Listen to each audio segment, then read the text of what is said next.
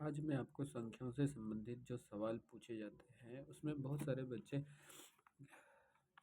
Confuse रहते हैं कि संख्याएँ कौन-सी है और उन्हें किस आधार से उनका नाम क्या है और किस आधार पे उन्हें बाँटा गया है। तो बहुत सारी संख्याओं को बच्चे पहचान नहीं पाते हैं। तो जैसे मैं संख्याओं की बात करें तो सबसे पहली जो संख्या होती है, जिसके बारे में हम जानते हैं, वो होती है प्राकृत संख्याएँ। अब प्राकृत संख्या क्या है?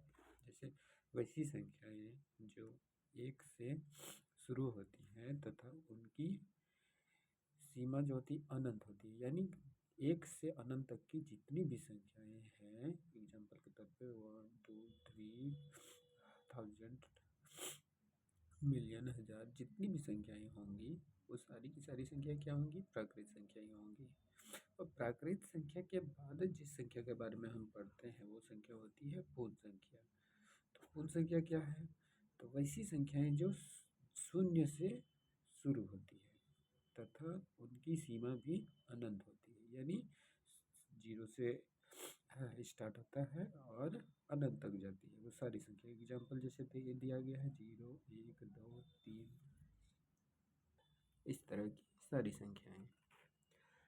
अब पूर्ण संख्या और प्राकृत संख्या जब हम पढ़ते हैं तो इन्हीं संख्याओं के अंदर हमें कुछ और भी संख्याएँ मिलती हैं, जिसे अलग वर्ग में बाँटा गया है या अलग नाम से उन्हें वर्गीकृत किया गया है। जैसे एक संख्या होती है सम संख्याएँ।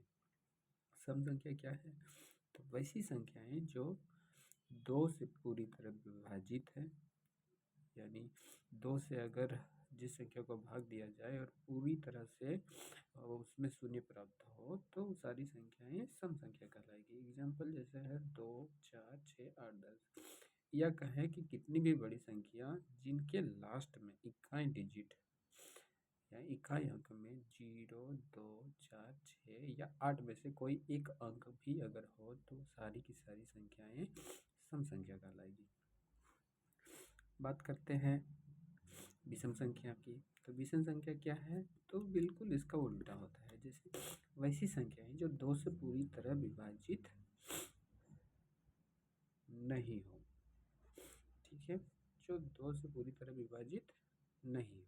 एग्ज़ाम्पल के तौर पे 1, 3, 5, 7, 9, 11 इस तरह की जितनी भी संख्याएँ हैं, या 2 से भाग देने से पूरी तरह 0 प्राप्त नहीं होता।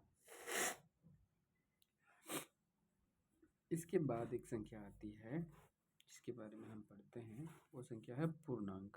पूर्णांक क्या है? तो वैसी संख्याओं का समूह जिसमें धनात्मक तथा ऋणात्मक संख्याएँ होती हैं। अब ये धनात्मक संख्या क्या है और ये ऋणात्मक संख्या क्या है? तो धनात्मक संख्या वैसी संख्याएँ होती हैं जिनके आगे या तो प्लस का चिन्ह लिखा हो या नहीं हो। देखिए, ये सारी संख्याएँ जैसे 0, 1, 2, 3 ये सारी की सारी संख्याएँ धनात्मक संख्या कहलाती है। कुछ परिस्थिति में इनके आगे प्लस का चिन्ह लिखा जाता है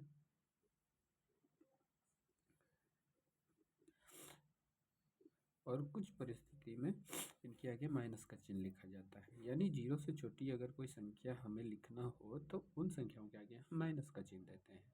तो उन्हीं संख्याओं को ऋणात्मक या माइनस वाली संख्या कहा जाता है। अब इन संख्याओं के बाद हम एक और संख्या के बारे में पढ़ते हैं, जिसे परिमेय संख्या कहा जाता है। अब परिमेय संख्या क्या है? तो जिन पूर्णांकों को, अभी हमने पूर्णांक देखा, तो पूर्णांक में धनात्मक और ऋणात्मक दोनों संख्या आती है, तो वही चीज़ है परिमेय संख्या में जिन पूर्णांकों को p/q के रूप में लिखा जा सकता है। p/q कहने का मतलब है जिसे हम भिन्न में दर्शा सकते हैं, उन्हें परिमेय संख्या कहते हैं। अब एक कंडीशन है जहाँ पर q बराबर 0 ना हो, यानी ये जो हर दिया हुआ है इसके जगह 0 नहीं होना चाहिए। अगर 0 होगा तो वो परिमेय संख्या नहीं कहलाएगा। एग्ज़ाम्पल जैसे 0/1 हो गया, 2/5 हो गया, -2/3 हो गया, और कोई नॉर्मल नंबर भी अगर हो जैसे 5 हो गया, 10 हो गया, तो ये परिमेय संख्या कहलाएगा। परिमेय संख्या के बाद हम एक और संख्या के बारे में पढ़ते हैं, जिसे अपरिमेय संख्या कहा जाता है। तो अपरिमेय संख्या क्या है? तो जिन संख्याओं को p/q के रूप में नहीं लिखा जा सकता है, उन्हें अपरिमेय संख्या कहते हैं।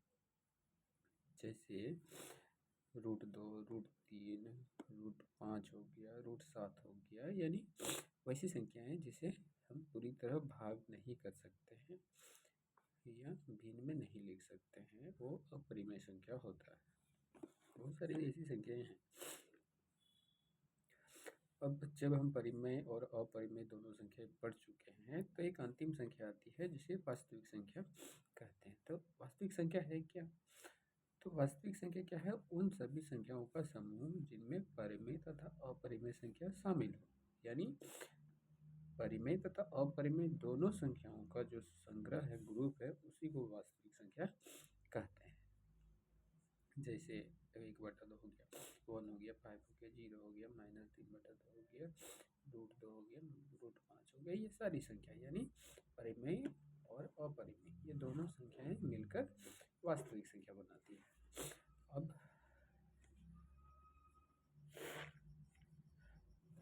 आइए हम इसे